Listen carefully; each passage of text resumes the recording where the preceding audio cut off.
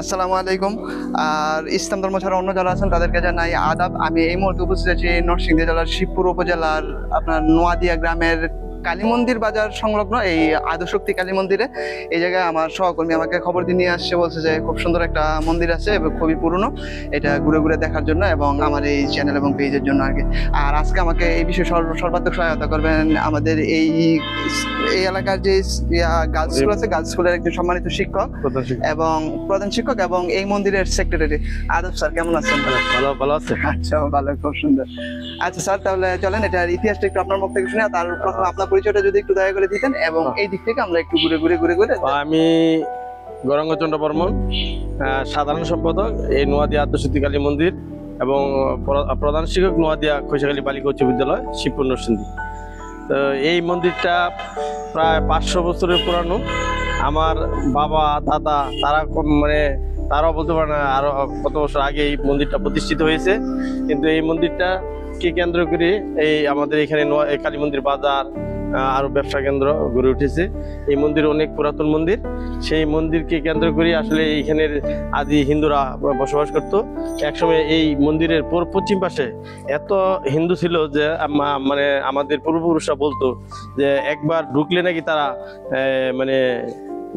ওই রাস্তা দিয়ে বেরিয়ে যেতে পারতো না, এত হিন্দু আসছিল। তারা বিভিন্ন সময় দেশ স্বাধীনের পরপরই বিভিন্ন সমস্যার কারণে তারা এই শহর অঞ্চলে অথবা ঢাকা, নরসিংদী, শিবপুর এবং এই ভারতে চলে গেছে। এখনো অনেক হিন্দু আছে যারা নরসিংদীতে ব্যবসা বাণিজ্য করে। তারাই এই মন্দিরটা মূলত ধরে রেখেছে। এইখানে পূজা প্রতি বছর পূজা হয়। পূজাতে লক্ষ লক্ষ মানুষের সমাগম হয়। নরসিংদীর লোকজনরাই এই পূজার সর্বাত্মক সহযোগিতা করে। আমরা এইখানে আছি, আমাদের বর্মন পাড়ায় প্রায় আমরা 1 থেকে 150 হিন্দু আমরা আছি। সেই হিন্দু সেই বর্মনরাই এখন মূলত এটা দেখাশোনা আমরা করি। এই মন্দিরটা বিশেষত হলো এটা একটা জাগ্রত মন্দির। সেই মন্দিরে এখানে পুরোহিত আছেন। সেই পুরোহিত 3 বেলা পূজা অর্চনা করেন। এখানে প্রতিদিন শত শত ভক্তবৃন্দ নরসিংদী সহ বাংলাদেশের বিভিন্ন জায়গা থেকে এখানে আগমন ঘটে এবং আসেন। এখানে পূজা অর্চনা হয়। যার যার মনের বাসনা, যে মনের বাসনা ইচ্ছা করে সেখানে মানত করলে এখানে আপনার যে বৈকুণ্ঠ বাবুর যে জমিদার বাড়িটা আছে, ওনার সাথে কি এই মন্দিরে কোনো প্রাসঙ্গিকতা?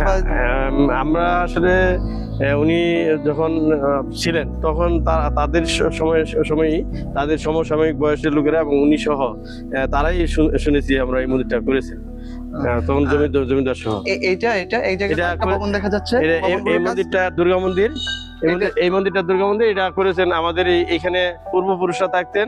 এখন বর্তমানে নরসিংদী প্রতিষ্ঠিত ব্যবসায়ী সুরেশ তেলের মালিক অন্নপূর্ণা অয়েল মিলের সত্তাধারী এই যে সুধীর বাবু এই মন্দিরটা করে দিয়েছেন। এই মন্দির প্লাস এই গেটটা করে দিয়েছেন। এটা দুর্গা মন্দির, এটা তো দর্শকদের উদ্দেশ্যে এটা হলো দুর্গা মন্দির। জি। আর এই যে এটা হলো লোকনাথ মন্দির। এটা এক ভদ্র মহিলা যার নাম যেখানে আছে সাবিত্রী সাহা, উত্তর কান্দাপাড়া নরসিংদী। উনি এই মন্দিরটা প্রতিষ্ঠিত করে দিয়েছেন 2000 সালে না 15-2000 মানে নরসিংদীর অনেক। এটা রাধাকৃষ্ণ মন্দির। এই রাধাকৃষ্ণ মন্দিরটা করেছেন আমাদের আমেরিকা প্রবাসী রাধাকৃষ্ণ মন্দিরটা গত বছর এটা করেছেন। এই যে নাম মধুসূদন বিশ্বাস, দীপালি রানী বিশ্বাস 2023 সাল থেকে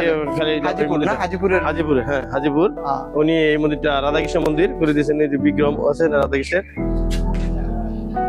আর এই দিকটা কি বাসস্থান কারো? এই দিক দিয়ে ওই যে আমাদের পুরোহিতরা থাকে, পুরোহিতের বাসস্থান, রান্নাঘর। আর এই মন্দিরটা আমরা সকলের সহযোগিতায় করতেছি। এখন পুনর্নির্মাণ কাজ চলতেছে আর কি।